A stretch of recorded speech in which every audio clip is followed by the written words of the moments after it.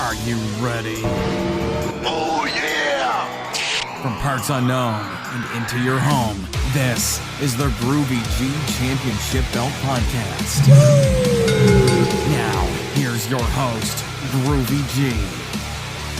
Hello there folks, and welcome to the Groovy G Championship Belt Podcast. On this episode, we talk with one of the most controversial and polarising figures in belt collecting.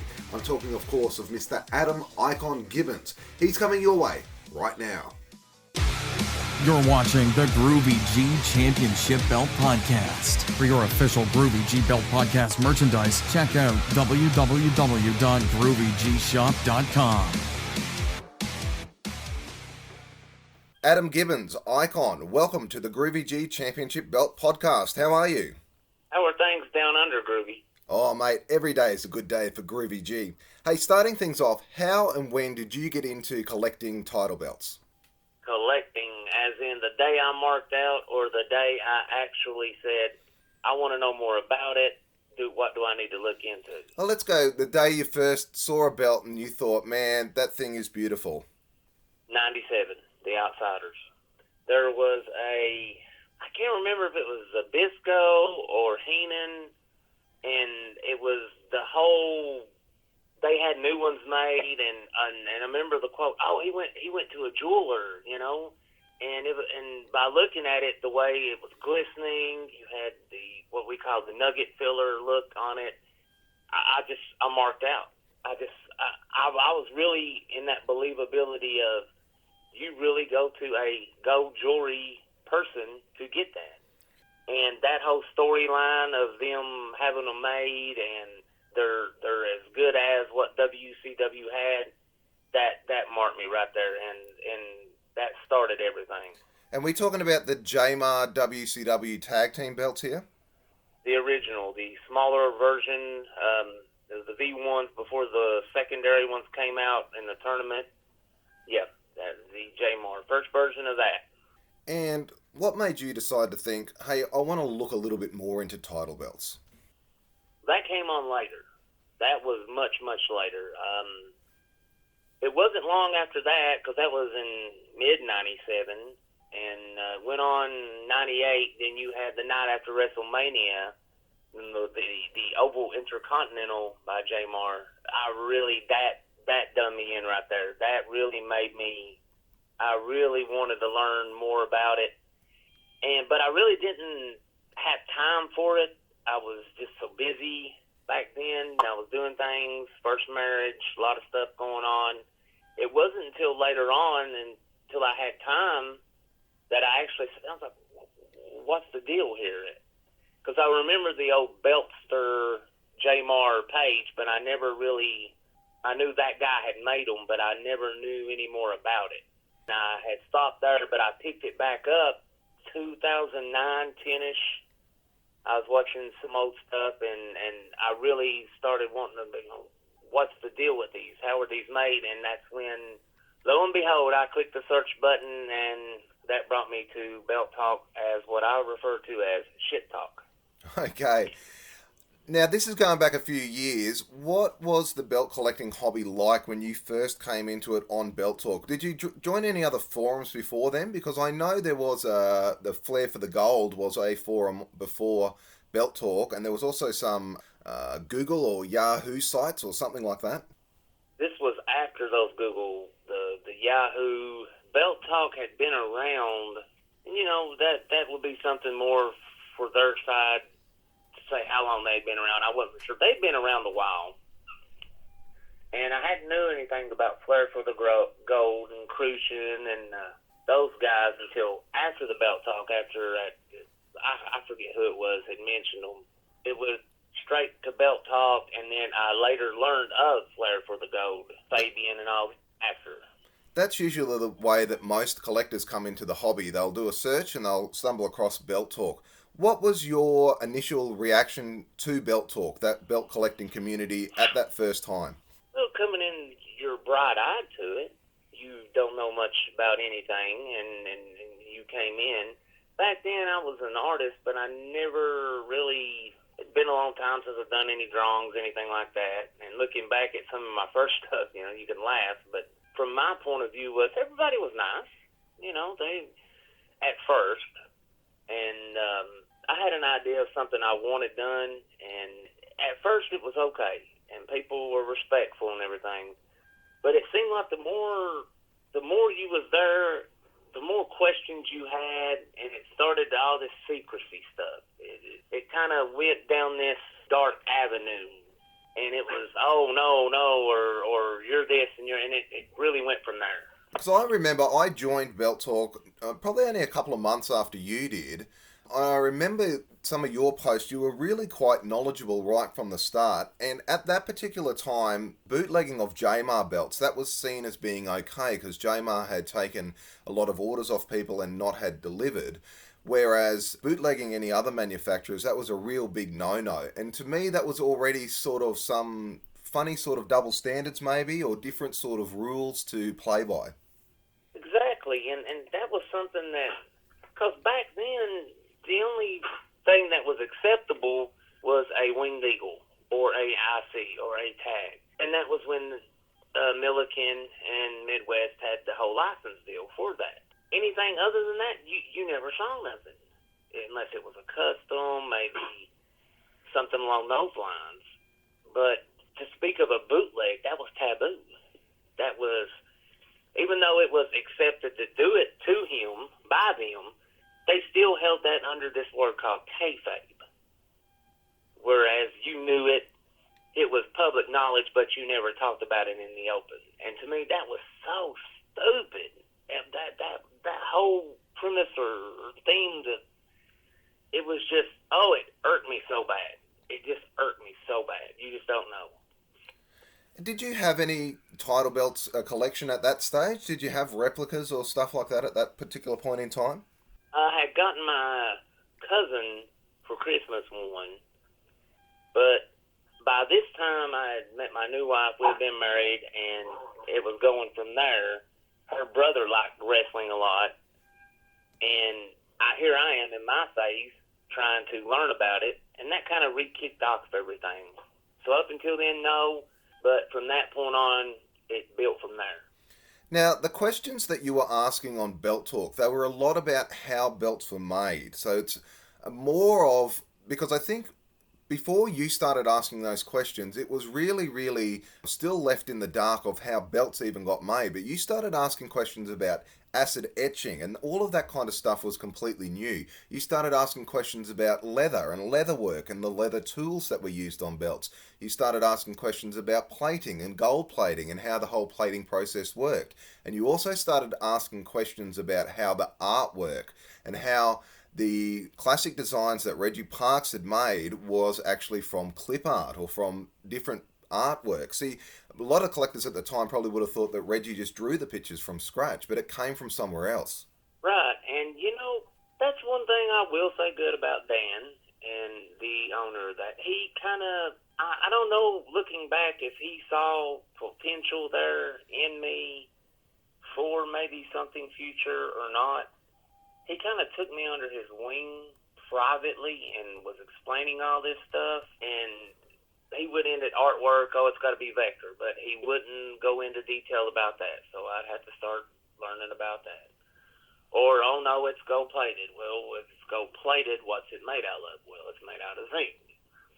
And I really started to having to look into stuff myself through ulterior ways. I met a lot of good people that was like myself, you, others, and together I like to think that we kind of filled in the blanks on a lot of that, and maybe we filled in too much, because if you remember, it started bringing in a lot of animosity towards us over that. And that was the next thing. I guess the natural progression was you were asking a lot of these questions. You were asking why some rules apply in some situations but not in other situations. And that really was met with a lot of resistance. And you got a lot of heat from that. Right. And you could take one argument, okay, it's okay for Joe to be bootlegged or copied or whatever you wish to call it. Bootleg to me is such a negative term. But it's okay to do that, but it's not okay to do this. And literally you could take that argument, argue that argument down to another argument, and argue that argument down to another argument, and really it's all about semantics. It really all came down to that. Just simple, well, we don't do this or we don't do that. And it's just all personal choices. That's all it came down to. So what's your opinion on, I'll use the term bootlegs, using this clip art to piece together a piece? What's your opinion on that? Is it wrong in doing that, or is it because you're using clip art that makes it okay? Well, that goes into the semantics argue. One could say, well, I took the clip art pieces, put them all together using a certain shape or way, so that collectively makes it mine. However, if you go back and look at those clip arts in those specific collections, it clearly says, you can use this in your product, but you can't claim it as your own, no matter. And copyright laws will explain to you, you cannot take like so much percentages of different stuff. You can't take so much of this and then so much of that and slap it all together and claim it as your own. You just can't do that. To me, and this is kind of what I was talking to you about the other day, at what point, Groovy, does art not become a bootleg? At what point? Because now, as time has went by, as we know where these pieces come from, as the truth has finally come out where they come from, whether it be stumbled on by searches, whatever, at what point do you say, well, it's not bootleg anymore because everything's exact as it was when it was made by so-and-so? Why is it a bootleg? Because it's not them doing it? So to me, the whole term bootleg or copy, again, it goes back to that semantics argue. And that was really the big sticking point for you on Belt Talk, and where things really sort of fell apart for you because you were asking these types of questions. Do you remember what was the straw that broke your back? Why did you decide to leave Belt Talk altogether? It was just that same tired argument. Nothing new. It was a winged eagle, an IC, a tag, another winged eagle. Everybody congratulations. Then the next thing you know, the exact same thing they crucified Jamar Joe for, the other guys were doing. The long waits, the exuberant amounts of something, like $3,000 or $4,000 to wait 5 years. It was doing the exact same thing. Then on top of it, because you're asking these questions, because you're having these discussions, and that's the ones that wasn't getting deleted magically, because we had a lot of that going on. At what point do you say, okay, I've had enough? And then when all of a sudden you're being attacked by these guys, threats being made, oh, you're getting sued, which, by the way, that was, 2009, 10, it's going on 10 years later. Still waiting on that one. Still waiting. But anyways, when it got to that point, I'm done. I'm fed up. These guys say this. They cannot back it up. They keep making accusations, threats. They don't follow through with it. Enough with the childish shit. Because you can go to any other collecting, watches, guns, name it.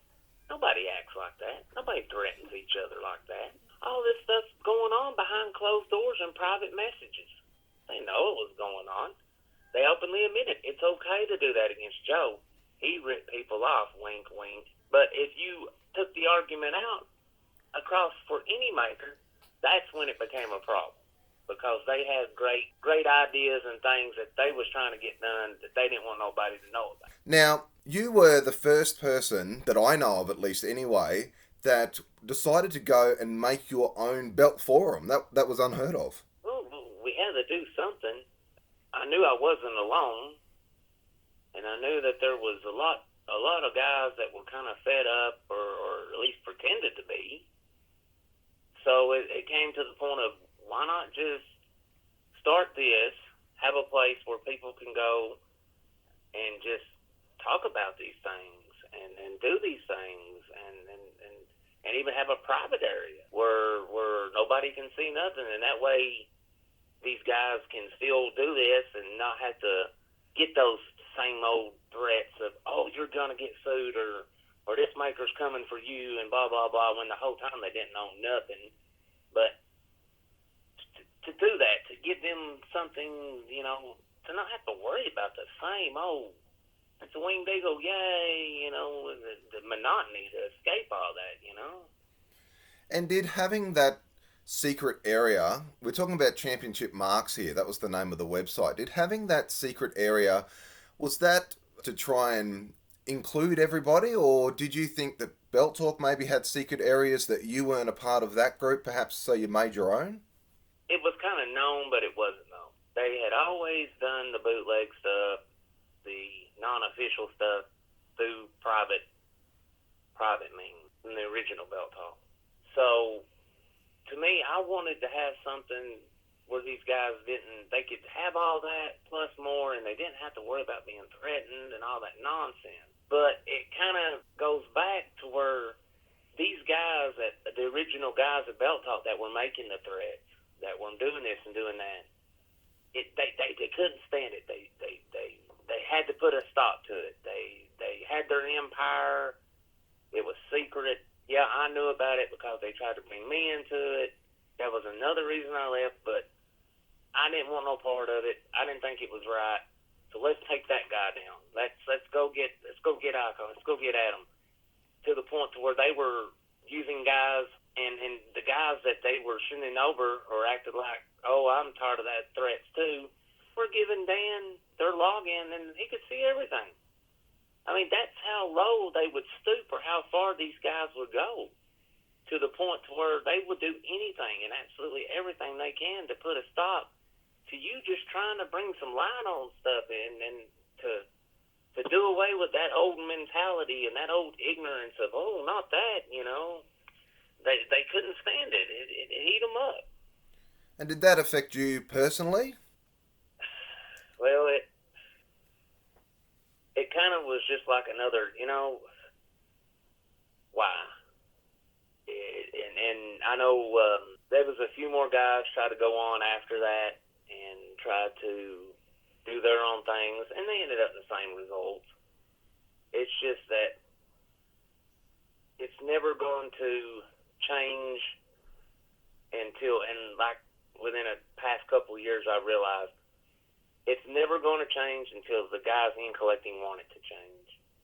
And meaning by that, if they have to rid themselves of the same people that's been behind the scenes, that's been putting themselves where they not wanted the whole time, they're going to have to do it themselves.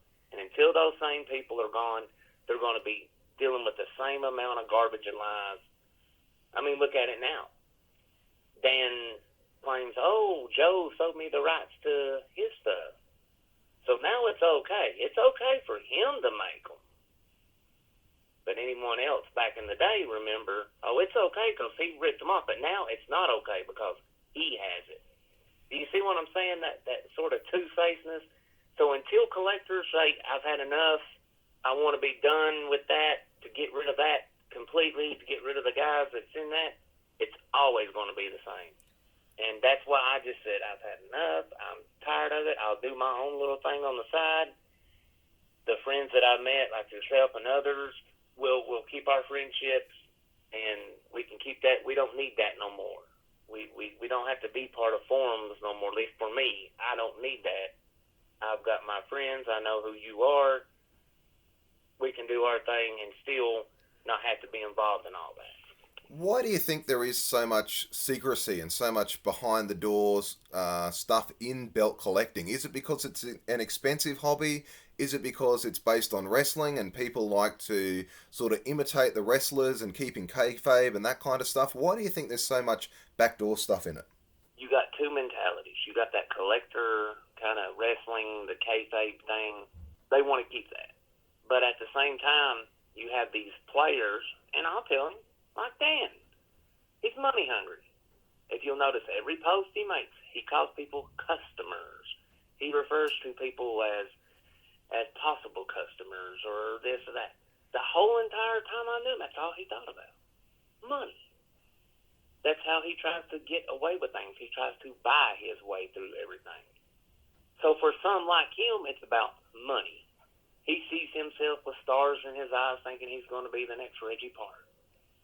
And then the other guys, it's the collectability. They want to keep that there because of the old kayfabe idea. And until people kind of say, Enough's enough. Let's have fun with it. Let's not be that way anymore. It's never going to change. It's never going to change. What was the end of Championship Marks? Why did that disband it?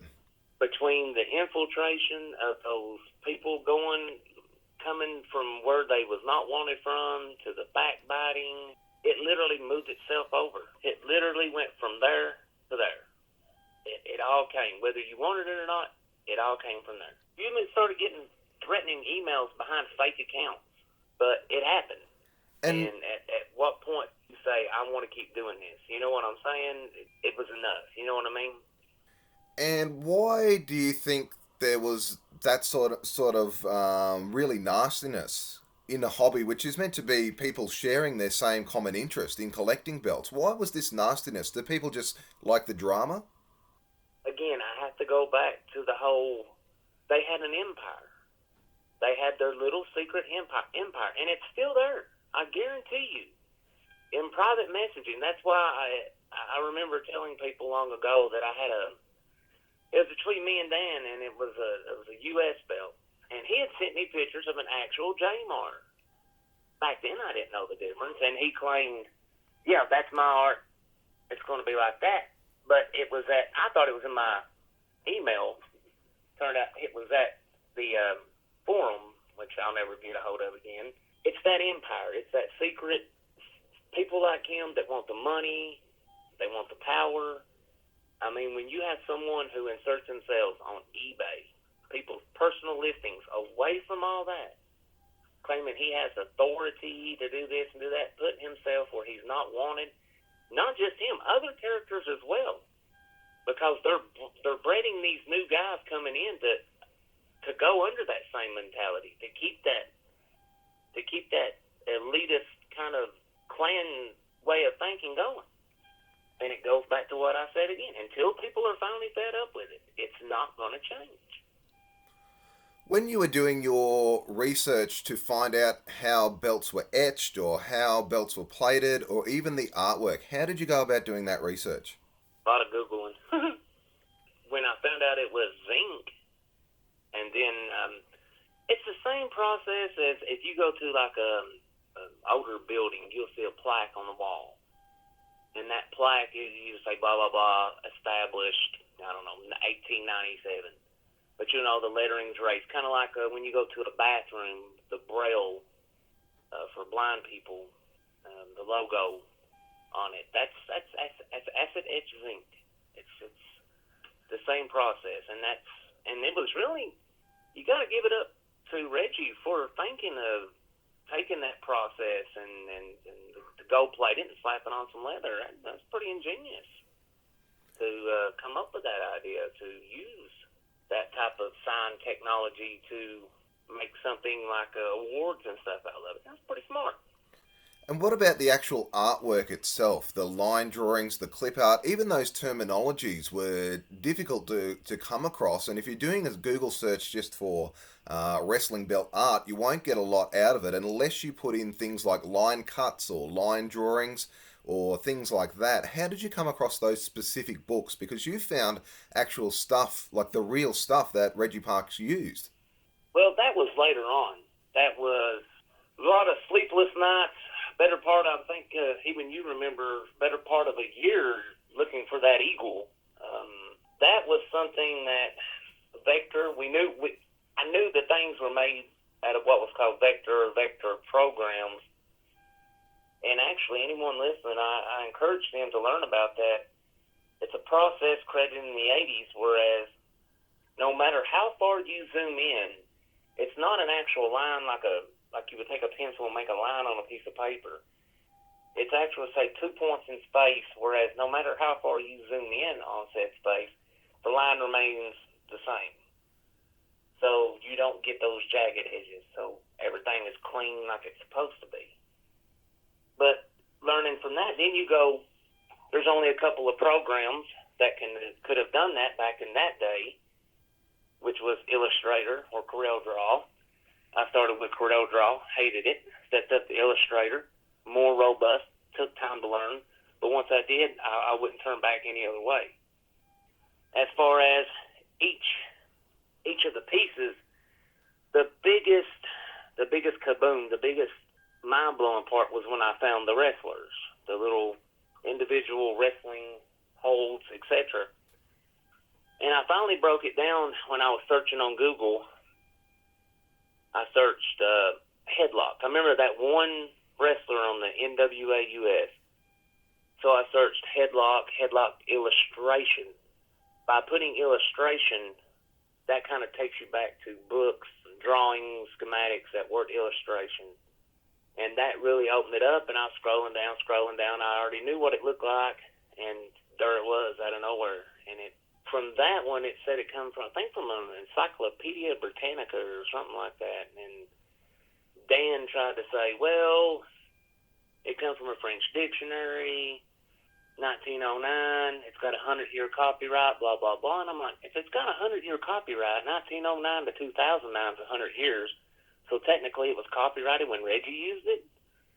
And then it went from there. He got all mad and huffed and left the conversation. So, but yeah, illustration, that's the key word when searching on Google for things of that nature. Vector graphics, vintage illustration wrestling, things of that nature. But it took all those years up until a year or two ago for those things to be added, because I don't know if it was a 100-year deal or what it was, but they wasn't on there before.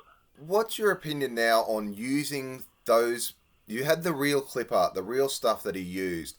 You've pieced them together in the same way that they used on the classic designs, and you've also put in like block logos. What's your views on that? Is that still okay to do?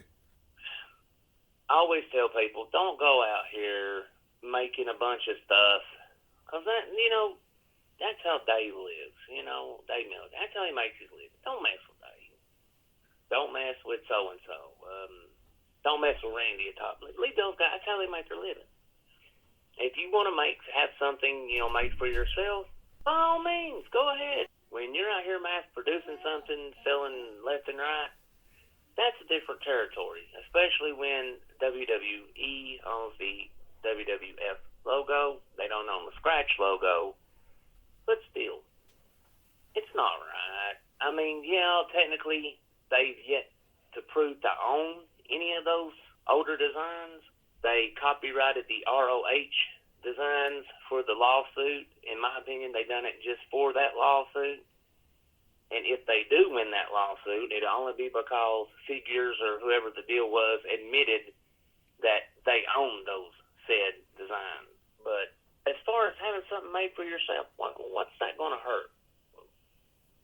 Because you're not, the Packies are sitting here making stuff left and right. If you're not out trying to sell it and make a gajillion dollars off of it, if you're having something done for yourself, it's not hurting no one. In fact, it's actually helping the original makers, because you're not buying foreign stuff. You're just saying, I'd rather do it myself. Now, you say that you don't mind people making belts for themselves, but because you're designing them, in a way, aren't you responsible for people making these copies? No, because anyone could literally take the time to search and in 30 minutes do it themselves. And besides, at what point, that would be like saying, okay, Colt, they make a pistol. If someone took said pistol and shot someone trying to sue Colt just made the pistol. I just make a drawing. But when someone does something and they mass produce stuff, again, I'm on record saying, don't do that. Have fun for yourself. Enjoy it for yourself. What about when places in Pakistan who make all the bootlegs, what about when they get hands on your artwork? That, I can't help. The older stuff, people, right now, everybody's using Ron's old stuff. I call his the winged chicken. It's just horrific. It's so many problems in that thing. It's not even funny. But they was doing this stuff long before I came along. So to say that one person contributed or one person made things worse, that's kind of pushing the envelope of reality. All right, let's get into the actual designing of belts. What's the hardest thing to do about designing a belt? I've had one. It's space out the older WCW tag, and I have it in my mind, but flushing that ideal out into something that you want. I could see it in my mind 1,000 times, but actually getting it to come out the way I want via Illustrator or whatever program I'm using, it can be hard. And I guess you could call it kind of like a novelist writer's block. It's there, but and that's, when I find time to do stuff. And just trying to flush that out and to get that idea out. To me, that's the hardest part. I mean, as far as drawing and shapes and lines and the programs of today, I mean, going back to Illustrator, you can make a perfect circle just by holding the shift button down and dragging it. You can you can actually type it into exactly what size you want it to be. Line thickness, it's all there. It's just learning the programs. Any kind of respectable artist at all could easily make something. It just goes back to talent and how far you just want to learn things, really. Because that's the thing. It is. I think you try to make it sound a little bit easier than what it is. You still have to learn how to do these programs and stuff like that. Oh yeah, absolutely. I mean, if I'm not mistaken, Adobe, the Illustrator, they went to a monthly pay basis on theirs. I have an older version, but to find a good vector program and then to learn how to use that, just to even make simple stuff, that takes some time. And to be able to look at something and say, to recreate that or something like that, that takes a lot of artistry skill, and it's not something everybody can do. So that's why I try to help people along with that, or say, hey, I have customs, I have this, I have that, I'll help you whatever way I can. But it's really up to the person how far they really want to go with it. Nothing's easy in life, and that kind of goes back to that's another thing that kind of got me burnt out on the whole collecting. It wasn't so much other people, it was just that it got so easy. Things like, people trying to say, get a winged eagle right now, and they have to jump through a bunch of hurdles or wait so long or pay so much. For me, I can pick up a phone and have it in 3 weeks, It just, I don't know, I guess it just took the fun out of it for me or something. I don't know. Do you get annoyed when you hear people calling you the bootleg guy or referred to as the guy that makes bootlegs? Love me or hate me, they ain't gonna forget me. That's just how I see it. I don't think there's one person, honestly, deep down, that can say that I didn't help it along some. Because you got to think back when I started, you started. I mean, that's all it was, a winged eagle, bought through the regular channels, yay, pat on the back, or IC, we knew there was much, much more out there, but it was so closed off and so secretive and so everything that now, I mean, look at the difference now. It's more open. Yeah, you still have those same greedy guys trying every way in the world to get it to go back to the way. It's never going to go back. They can forget that. They lost that war a long time ago. They might not realize it, but it's definitely. I like to think I've opened it up a lot. And if anything was to happen tomorrow, if I fell over dead tomorrow, at least I could say, he might have been this, he might have been that, but he tried, and that's all that matters. Well, I can say that a lot of people will have a lot of harsh words to say about you, but I have always found you to be a person to do what you say and say what you do, so I can't fault you in that respect. Well, I try. If I say this and this, if I say, well, this come from so and so, and you're full of shit, you're lying, blah blah blah, and I'll do it. I'll show you to a fault. I'll actually, and for somebody to tell me that I can't do something, oh God, that irritates me so bad that makes me want to do it even more. I've always been like that, and to stick to your word and your promises, and to do what's right. It's not easy, and if anything, it's costed me in life. But at the end of the day, you got to be able to live with what you did when you close your eyes every night. Just something that's always stuck with me, Now, you talked briefly about how open the collecting hobby is now. What do you think about the influx of the Facebook groups? There's quite a few of them, aren't there? I've tried to I try to get along with a few of them, and it's just, there's a lot of misinformation in them. There's a lot of, and I get it, there's a lot of guys who like nice stuff and they can't afford much. And a lot of guys have to go through the Pakistani way, and I get that, and I understand. But you're kind of doing a disservice to yourself when you honestly can sit and say something, because back in the day, the Pakistani guys, they actually took time, they tried to make a decent product. And they started getting so many orders, I guess, to whoever, it just, quality went down, and now they got the new HD stuff. I've looked at it. I've not talked to them since, before Chatmore. And I can understand guys going that route. I get it. But try not to delude yourself. Try not to, know there's differences. Do your leg work. You can find pictures, all sorts of resources out there. All you got to do is look, and find something that you enjoy, but don't ruin it for yourself or others. How's that?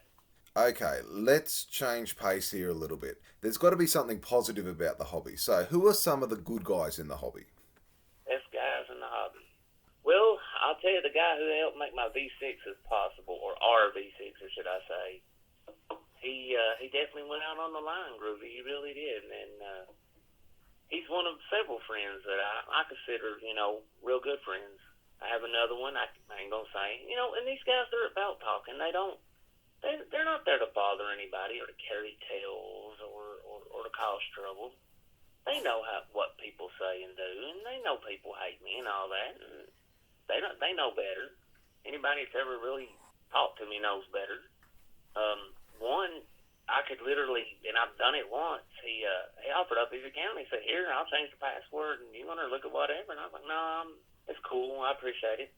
And I don't want to name them because I don't want people giving them a hard way to go. Because, at the end of the day, that's what it's supposed to be about. Friends and getting along and sharing what you have. Not having to hide it. Not having to apologize for wanting something or apologize for having something made. I mean, going back to the semantics argument, now it's to the point of, it don't have the stamp on the leather, that's what makes something a bootleg now, because the art is so perfect now, that's all they can say. Like I said, that war's over. It's time to let it go. It's time to be more open, and I got a feeling eventually it will change. But until they stand up to those, it's never going.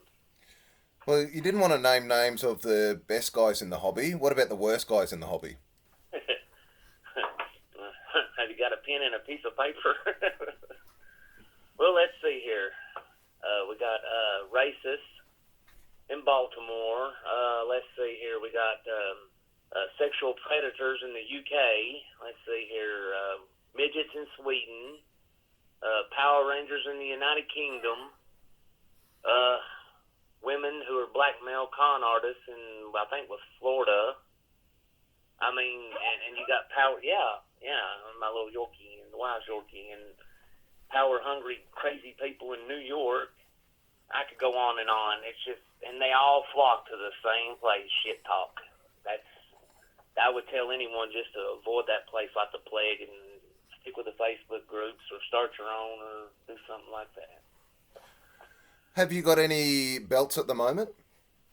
No, I got rid of everything. I just got to the point to where it was just a phone call, and I just kind of got burned out. And then, like I was telling you, that real good friend who they said, "Man, I really want a winged eagle, and I'd really like to be able to just make my own." And he got up with me, and at first, I'm like, "Look, it ain't gonna happen." I've looked for this stupid eagle, and then pretty sure I found out where it come from, but an old font foundry catalog hit in the NWA US Eagle. Which year, I don't know, but I know it came from one of them. But, going back to that was everything to me.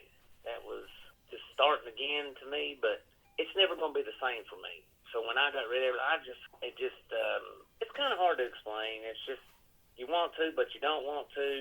I got rid of everything. I've got to have that US made. I've been working on that thing forever. If anything, just to show up somewhere and rub it on all their faces and give them the "fuck you, you're wrong, fuck you, I'm right, and here's the proofs." That's the Jamar WCW. Yeah, the U.S. my custom one-off, what it should have been, and I've been kind of playing around with some stuff, and it's enough that you can call it your own. I mean, and that kind of goes back to that whole semantics argue. At what point do you say, well, it's this person's or it's that person's? When all that's left is a generic shape, you've changed everything on it, you know, and that whole argument, a person could sit and go around 100 different times the same argument, and it's never going to be enough for the guys who want to keep the hold on things, and it's never going to be enough for the new guys who want to learn things, and that's why I just do my thing on the side. We have the Coliseum. People can go on there and get pictures of actual ring use stuff. They can see for themselves. That way, if someone comes to them and says, hey, you know, is this belt legit? Is it what they say? They can, you know, look and see for themselves. But that U.S., I've got to have that made. That's on my bucket list. What do you think about the current designs used by the WWE and UFC? It's enough to make Ray Charles flinch if he was still with us. It's that bad. We went to a WWE house show here. It was about 60 miles up the road in Pikeville. And all I say is thank God for those people serving alcohol. Because my eyes and my ears were brutalized in what I had to. I mean, I swear it was like they didn't know how to wrestle. I don't think I saw, and I'll give you, for instance, it was Becky Lynch and Charlotte Flair, and I don't think they used the wrestling to hold a single match, to be honest. It was more of a brawling type of deal. And it was like, oh my God, it's just, and at what point, and I'm sure many people agree with this, if you remember back in the day, the World Wrestling Federation, you know, that was the place. That's where you had these larger-than-life guys, the Razor Ramon, you know, the quote-unquote, he was a drug dealer, but they never said it. They had the razor blade, you know, or Jeff Jarrett. He was going to use the WWF to be a launching platform to be a music singer, you know, these larger-than-life characters. And they all came to the WWF because that was the place to be. It was the most grandest stage. It was the most greatest thing in the world, the place to be. And to be the champion, to have that coveted, you know, gold belt, that made you the man. That made you the greatest thing in the world. And now it's nickel, it's silver, it's copper. What the hell happened? What the hell happened? Please, someone tell me. You know what I'm saying? I do. I know exactly what you're saying. Hey, just finally, you mentioned before briefly about the Coliseum. If people want to see your work or see this website, how do they go about doing that? Well, that goes back to my good friend again, one more time to him, because I was he come back, he said, yeah, man, we've done this with the V6 stuff. You need to have a place, you know. And I had the blog, and quick story on that. Look, I was the one who stopped the blog, that page on that WordPress, because they pissed me off. And the reason they pissed us when Ron threw his fit going around trying to say that this is copyright, that's copyright. It wasn't the fact that they pulled it. It was the fact that they pulled it not having nobody show actual physical proof that they owned it. That they were so quick to just turn over and show their belly, you know, knowing, hey, he don't own shit. He's lying. So I said, okay. I stopped it right then, and then I started the Coliseum on the recommendation of my good friend. But I always wanted more. I always wanted to have. I didn't so much want to do the forum thing again because we saw how that went. But why not something that people can still maybe learn? Yeah, we can showcase a little art. Even your podcast here now that you're doing, maybe we can link to that.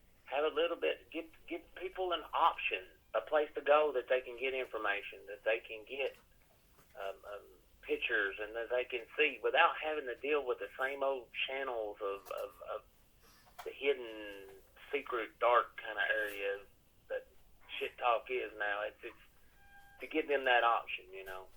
And if anyone wants to go there, it's www.iconscoliseum.com. And there you'll still have the blog you can look at. I still got the dirt on the same old guys. I don't know if I want to rehash all of it. I think it's all pretty well in the open. Pictures, we have video links to basic processes, and you know you can learn a lot there. If you have maybe a custom wrestling company, you want a belt, you see one on there, maybe you want to customize it. We can do that for you, to help you out. Or if you're a belt maker and you see an art file you like, you can buy it right there. You don't have to come up with all this stuff on your own no more. You have help out there, and that's the main thing. Okay, Adam Gibbons, that's all I had time for. Thank you very much for joining me today on the Groovy G Championship Belt Podcast. It was a pleasure, Groovy, and you take care down under. On the next episode of the Groovy G Championship Belt Podcast.